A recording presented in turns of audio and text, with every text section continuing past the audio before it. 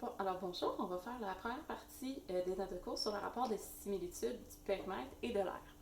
Donc, dans le rapport de similitude périmètre et aire, pour le périmètre, on l'appelle K ou K exposant 1. Donc, peu importe s'il y a un exposant 1, ça ne change rien. C'est ce que vous êtes habitué de voir depuis le début, le K.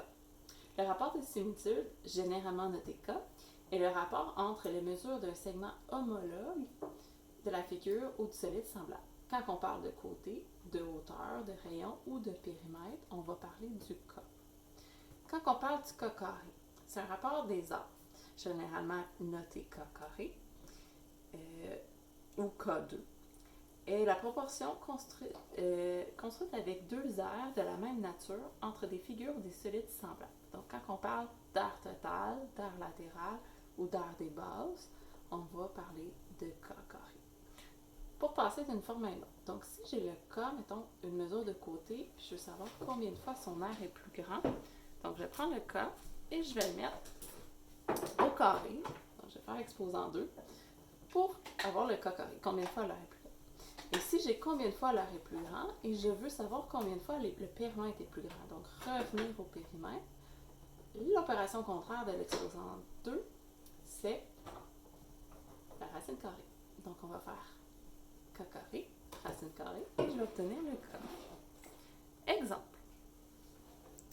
Voici deux figures semblables avec leur périmètre. Donc, voici une figure, périmètre de la figure numéro 1 égale 99 cm.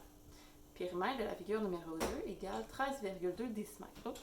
Là, je vais le changer tout de suite en centimètres pour travailler avec juste les centimètres.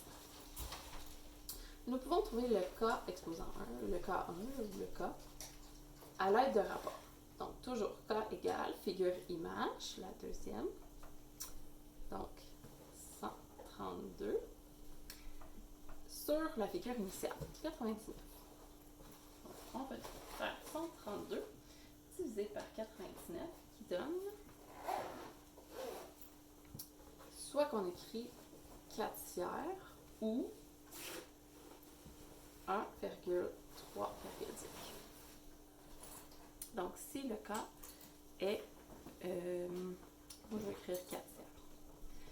Alors, voilà, même ou 1,3 période. Voilà. Alors, le K carré, je vais mettre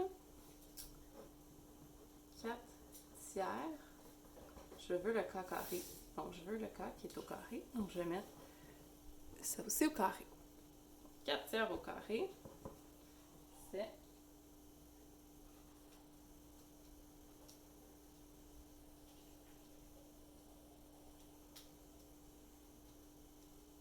16 neuvième. Dans le fond, je fais 4 au carré, puis 3 au carré. Ça fait 16 neuvième. Donc, le K carré, 16 neuvième. Je peux faire la même chose si j'ai gardé non ma virgule. Donc, j'ai le K qui est 1,3. Je le veux au carré. Donc, 1,3 périodique au carré. Ça donne 1,8.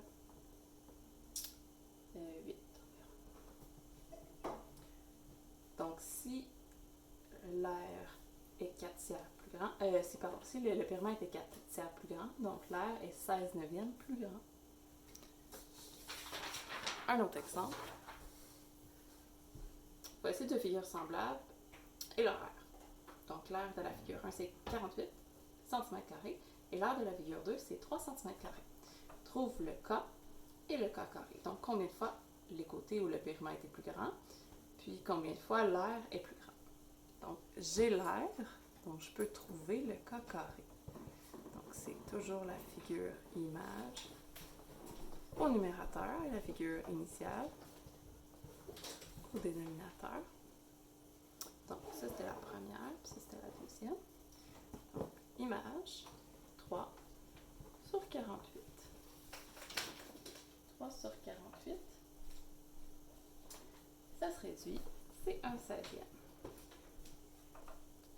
Ou, en virgule, 0,0625. Donc, 1/16e plus petit. Maintenant, je veux le K. Donc, Donc, je vais partir du cas carré pour obtenir le cas seulement. Comment qu'on fait pour enlever un exposant 2? On fait la racine carrée. On va le faire des deux côtés. Donc, le cas, la racine carrée de 1/16e, c'est un quart.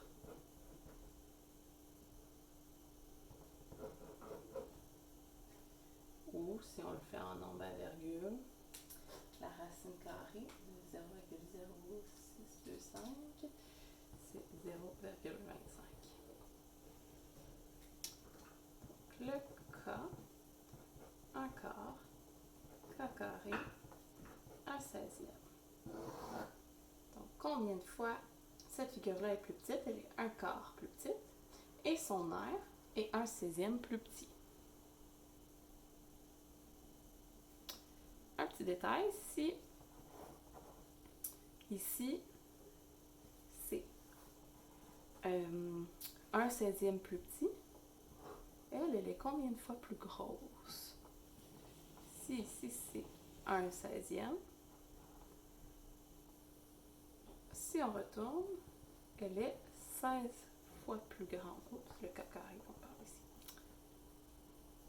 Et si les côtés sont un quart plus petit, eh bien, celle-là